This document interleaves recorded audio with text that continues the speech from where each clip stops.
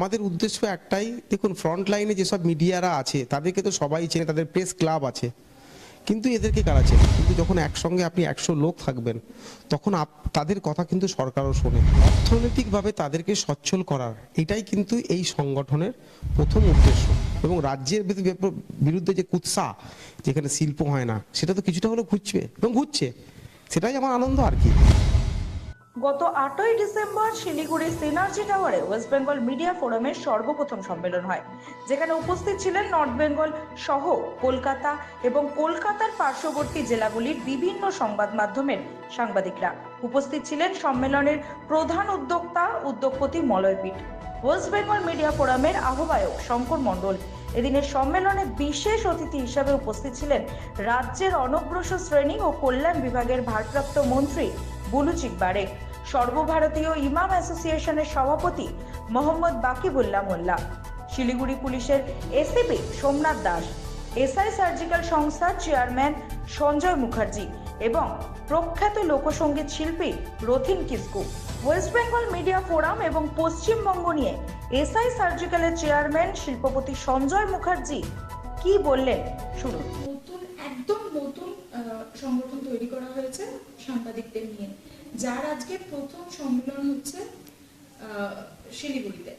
আপনি এই বিষয়ে কি বলবেন, এই সংগঠনের বিষয়ে কি বলবেন? কারণ আপনি একজন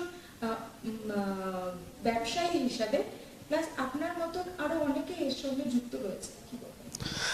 দেখুন, ওয়েস্ট বেঙ্গল মিডিয়া ফোরাম আজকে এটার নাম করা হয়েছে, কিন্তু এটা একটা সবার সম্মিলিত একটা প্রচেষ্টা, একটা সংগঠন। অনেক পিছিয়ে পড়া সাংবাদিকরা আছে, জার্নালিস্টরা আছে, যাদেরকে লোক চেনেন না, তাদেরকে ফ্রন্ট লাইনে আনার এবং অর্থনৈতিকভাবে তাদেরকে সচ্ছল করার এটাই কিন্তু এই সংগঠনের প্রথম উদ্দেশ্য। তার কারণ একটা জিনিস আপনারা জানবেন, একা বা দুজনের করে দুজন কেউ বড় হতে পারে না, কিন্তু যখন একসঙ্গে আপনি 100 লোক থাকবেন তখন তাদের কথা কিন্তু সরকারও শোনে। তো আমাদের উদ্দেশ্য একটাই, দেখুন ফ্রন্ট লাইনে যেসব মিডিয়ারা আছে তাদেরকে তো সবাই চেনে, তাদের প্রেস ক্লাব আছে, কিন্তু এদেরকে কারা চেনে? আর এদেরকে চেনার কারণ হচ্ছে একটাই, যে কারণ হচ্ছে আজকে ধরুন, আজকে যদি কোনো একজন রিপোর্টার বা কোনো একটা ছোট চ্যানেল যদি অ্যাডভার্টাইজমেন্ট চাইতে যায়, তাহলে কিন্তু তাকে বলবে ঠিক আছে দেখব। কিন্তু আমাদের উদ্দেশ্য একটাই, যে তাদের চ্যানেল যখন ফ্রন্ট লাইনে চলে আসবে, সরকারও তাদের কথা চিন্তা করবে। এবং আপনি জানেন অলরেডি আমাদের মাননীয় মুখ্যমন্ত্রী এই যে সংগঠনটাকে, সেটা একরকম মানসিকভাবে তিনি সাপোর্ট করেছেন। আশা করা যায় এটা একটা বড় সংগঠন হতে চলেছে এবং প্রত্যেকটা জেলায়, মানে আপনি কুচবিহার থেকে সুন্দরবন, যত ছোট ছোট আপনার মিডিয়া আছে, চ্যানেল আছে, সাংবাদিকদের আছে, তাদের এটা একটা সবার মিলিত একটা শক্তি তৈরি হতে চলেছে। সাংবাদিকদের এরকম অনেক সংগঠন আগেও ছিল, এখনো আছে, এটা নতুন, কারেক্ট, এটা আলাদা। এক্স্যাক্টলি। দেখুন, এই সংবাদ মাধ্যমের সংগঠন এর আগে কতটা ছিল আমার, বা কতটা অ্যাক্টিভলি কাজ করেছে আমরা জানি না। আমার এই সংগঠনের প্রতি চিন্তাভাবনা এলো আমাদের মলয়বাবু বিগত 2 মাস আগে একজন প্রধান উপদেষ্টা হিসাবে উনি নার্সিংহোম, প্রাইভেট নার্সিংহোম অ্যাসোসিয়েশনের একটা অ্যাসোসিয়েশন তৈরি হয়। সেই অ্যাসোসিয়েশনটা তৈরি হওয়ার 2 মাস হয়েছে এবং সেখানে অলমোস্ট 1,500-এর উপর সদস্য হাসপাতাল, নার্সিংহোম। তার একটা কারণ হচ্ছে যে এই প্রাইভেট নার্সিংহোম হাসপাতালে সেখানেও কিন্তু আর্থিকভাবে সচ্ছল করা এবং পরিষেবাটা যাতে আরও মজবুত হয়, সরকার যাতে সেই পরিষেবাটাকে আরও ভালো করে দৃষ্টি আকর্ষণ করে, এটা ছিল আমাদের প্রথম উদ্দেশ্য। তখন আমাদের চিন্তা করা হলো যে এই শক্তিটাকে যদি আরও বেশি শক্তিশালী করতে হয়, তাহলে যেসব পিছিয়ে পড়া, যেসব ছোট ছোট চ্যানেল আছে, তাদেরকে যদি আমরা সংঘবদ্ধ করতে পারি, তাহলে একটা পজিটিভ খবর যাবে। দেখুন, আজকালকার সব চ্যানেলে চালালেই সেই জোরে জোরে কথা বলা আর নানা রকম বিভ্রান্তকর কথা বলা। আজকে মানুষ কিন্তু এগুলো আর ভালোবাসছে না। মানুষ যেটা ভালোবাসছে, যেটা আপনি মানে এক অরিজিনাল খবরটা, আর সেই অরিজিনাল খবরটা কিন্তু ওই ছোট ছোট মিডিয়াগুলো দিতে পারে।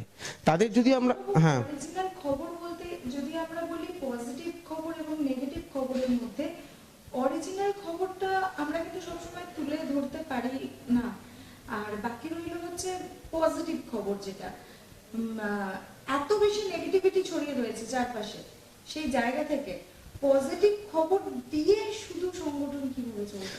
দেখুন, ব্যাপার হচ্ছে মানুষকে না বাঁচতে গেলে পজিটিভ থিঙ্কিং করতে হবে। আপনি যদি পজিটিভ থিঙ্কিং না করেন, সারাদিন যদি আপনি ওই নেগেটিভ বার্তাগুলো পড়তে থাকেন, তাহলে মানসিকভাবে আপনি কিন্তু দুর্বল হয়ে যাবেন। আজকে আমাদের যেটা উদ্দেশ্য, দেখুন আজকে আমি যতই বড় বড় কথা বলি না কেন, আলটিমেটলি অর্থনৈতিকভাবে যদি আমি সচ্ছল না হতে পারি, তাহলে কিন্তু এই বড় বড় কথাগুলো কিছু ধোপে টিকবে না। তো আজকে যদি আমাকে অর্থনৈতিকভাবে সক্ষম করতে হয়, আমাকে কি করতে হবে? আজকে আপনারা কেন সংগঠন করতে এসেছেন? তার কারণ আপনারা বুঝতে পারছেন যে কোনো না কোনোভাবে আমাদের অর্থনৈতিকভাবে উন্নতি হবে। অর্থনৈতিক উন্নতিটা কিভাবে হবে?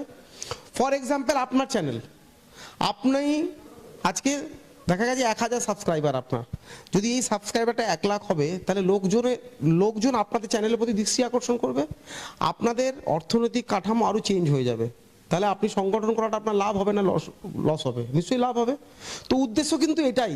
এতদিন কিন্তু এইভাবে কেউ চিন্তা করেনি যে ছোট চ্যানেলগুলোকে যদি আমরা সংঘবদ্ধ করি, সর্বোপরি যখন সরকারের চোখে পড়বে, এটা সরকারের যে বার্তাগুলো চোখে পড়বে, তখন কিন্তু সরকারও কিন্তু দৃষ্টি আকর্ষণ করবে। এটাই তো আমাদের উদ্দেশ্য। আর বাঁচতে গেলে পজিটিভ ভাবে বাঁচতে হবে। নেগেটিভ ভাবে করলে আপনার দেখবেন আপনি যত টাকাই থাকুক না কেন, আপনি মরে যাবেন। তো উদ্দেশ্য একটাই, পজিটিভভাবে সবাইকে এগিয়ে নিয়ে যাওয়া। উদ্যোগপতি বা শিল্পপতি হিসাবে আপনি ওয়েস্ট বেঙ্গল মিডিয়া ফোরাম, সাংবাদিকদের যে ফোরামটা তৈরি হয়েছে সেটাকে আপনি সমর্থন জানাচ্ছেন এবং তাদের পাশে থাকার আশ্বাস দিচ্ছেন। আরো বাকি যারা উদ্যোগপতি শিল্পপতি আছে তাদের জন্য? দেখুন, ব্যাপার হচ্ছে হয়তো আমি মানসিকভাবে সাপোর্ট করছি, তার কারণ প্রত্যেকটা জিনিসে কিছু না কিছু স্বার্থ আছে। সে স্বার্থটা ব্যক্তিগত হতে পারে, স্বার্থটা সমাজের হতে পারে। আজকে আমি একজন সাকসেসফুল বিজনেসম্যান হয়ে এই কথাটা বলতে পারি, আজকে আমাদের ধরুন এই যে হাসপাতাল অ্যাসোসিয়েশন করেছি, এখানে আপনি 2500 হাসপাতালের উদ্যোগপতিদের পাবেন, ছোট বড় সবার মধ্যে। কিন্তু যাদেরকে দরকার এই মিডিয়া ফোরাম, যাদের উদ্দেশ্যে করা, সেইগুলো হচ্ছে আমাদের অনেক ছোট ছোট ব্যবসা আছে, অনেক বড় বড় ব্যবসা আছে, যাদেরকে আমি বলবো যে তারা এই মিডিয়া ফোরামকে তারা মানসিকভাবে সাপোর্ট করুক, এবং মানসিকভাবে যদি সাপোর্ট করে, ওনাদেরও বিজনেস আরও বেশি বাড়বে।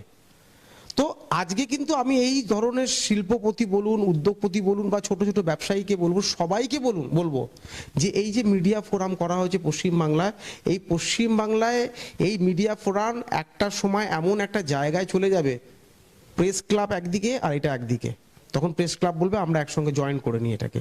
এইটাই হচ্ছে কিন্তু আমাদের মেন উদ্দেশ্য। বলে দেশে থেকে কিছু করা যায় না, পশ্চিমবঙ্গে থেকে কিছু করা যায় না, কিন্তু আপনি একজন বাঙালি হয়ে আপনি মাত্র 20 বছর বয়সে আপনার যে জার্নি আপনি স্টার্ট করেছিলেন এসআই সার্জিক্যাল, আপনি সেটাকে আজকে বিদেশে অনেক জায়গায় আপনি নিয়ে গেছেন এবং রমরমিয়ে সেটা বাংলাতেও চলছে, আমাদের দেশেও চলছে। এই বিষয়ে কি বলবেন যে দেশে থেকে কিছু করা যায়? এটা মিথ্যে কথা। এটা যারা কথা বলে, যারা কাজ করতে চায় না। ফর এক্সাম্পল, আমি একটা কথা বলি, এই পশ্চিমবাংলায় একটা খুব কথা মানে প্রচলিত আছে যে নাকি পশ্চিমবাংলায় ব্যবসা হয় না, শিল্প হয় না। যারা এটা বলে তারা নিন্দুক, আমি ভীষণ নিন্দা করি। আমি নিজে একজন উদ্যোগপতি। আমি পশ্চিমবাংলায় যখন ব্যবসা শুরু করি, 200 স্কোয়ার ফিটের একটা ফ্যাক্টরি নিয়ে আজকে আমার 2.5 লক্ষ স্কোয়ার ফিটের মেডিকেল ইকুইপমেন্টের plant, state of the art, world ক্লাসের, যে প্ল্যান্টে সারা পৃথিবীর 32টা কান্ট্রির লোক এখানে আসে এবং এসে তারা ভিজিট করে যায়। রিসেন্টলি আমাদের দুবাইয়ের ইন্টেরিয়ার মিনিস্টার এসেছিলেন, তিনি স্টেট অফ দি প্ল্যান্ট দেখতে যে ইন্ডিয়াতে ওয়েস্ট বেঙ্গলে কেমন ধরনের ফ্যাক্টরি হয়, উনি শুনে এসেছেন দিল্লিতে হয়, বম্বেতে হয়। তো আজকে এটা করা কিন্তু সাকসেসফুলি করতে পেরেছি, তার অনেকটা কিন্তু আমি বলবো যে আমি বাংলায় জন্ম নিয়েছি বলে। এবং যেসব লোকজন আপনারা বলছেন যে বাংলায় হয় না, সেই নিন্দুকেদের বলবো আপনারা করার মানসিকতা করুন, পজিটিভ মানসিকতাতে নিয়ে আসুন, বাংলাতে সব হয়। টাচুড আজকে পর্যন্ত আমার ফ্যাক্টরিতে একদিনের জন্য কোনো ইউনিয়ন হয়নি, আমার ফ্যাক্টরিতে কোনোদিন কোনো পাড়ার লোক এসে ঝামেলা করেনি, আমার ফ্যাক্টরিতে কোনো রকম বাজে ঘটনা ঘটায়নি। আজকে এই সাপোর্টটা কিসে পেয়েছি? হ্যাঁ, একটা মানসিক সাপোর্ট তো ডেফিনেটলি আছে, সরকারের একটা সাপোর্ট তো ডেফিনেটলি আছে। কিন্তু আমি একটা কথা বলে রেখে, আমি কিন্তু গভর্নমেন্টে সাপ্লাই করি না, আমার যে বিজনেস যে যে কনসেপ্ট যে কাজ করি সেটা কিন্তু আমাদের মাস কাস্টমার, সেটা হচ্ছে সারা ভারতবর্ষে প্রাইভেট হাসপাতাল, এবং খুব কম সংখ্যক, যদি আমার ব্যবসার 100%-র মধ্যে 90% আমার প্রাইভেট কাস্টমার আর 10% আমাদের গভর্নমেন্ট কাস্টমার। উদ্দেশ্য একটাই, ওয়েস্ট বেঙ্গল থেকে আমরা যে ইনোভেশন যে রেগুলেশন নিয়ে এসেছি মেডিকেল জগতে, যেটা সারা পৃথিবীতে ছড়িয়ে যায় এবং অটোমেটিক এটা চর্চার মধ্যে আছে। এবং আমার মনে হয় আমার মতো দেখে বাইরের যারা শিল্পপতিরা আছে তারাও নিশ্চয়ই ইন্টারেস্ট নেবে, এবং তাতে আমাদের আলটিমেটলি রাজ্যের ভালো, এবং রাজ্যের বিরুদ্ধে যে কুৎসা, যেখানে শিল্প হয় না, সেটা তো কিছুটা হলেও ঘুরছে এবং ঘুরছে, সেটাই আমার আনন্দ আর কি।